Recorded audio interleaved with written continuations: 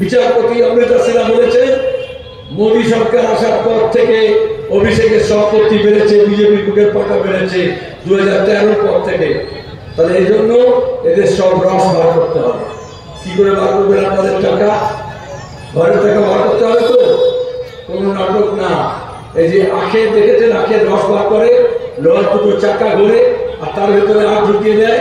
এই অধীর সেলিম বাম আর কংগ্রেস, এ হচ্ছে দুটো চাকা। এর মধ্যে তৃণমূলের সব রসালো নেতাদের ঢুকিয়ে সব রস বার করতে হবে। শুধু আপনাদের এই কদিন একটু চাকাটাকে ঘোরাতে হবে। ঘুরবে তো চাকা? চাকা ঘুরছে, এক একটা দফার ভোট হচ্ছে আর চাকা আরো জোরসে ঘুরছে। আপনারা এখানে আর পাশে বোলপুরে শ্যামলী প্রধানকে ভোট দিয়ে এই চাকাকে মোটর লাগিয়ে দেবেন, যাতে আপনাদের কষ্ট কম হয় আর চাকা আরো জোরসে ঘোরে। আমাদের রাজ্যে এই সময় কালবৈশাখী হয়, কালবৈশাখী থমকে দাঁড়িয়েছিল।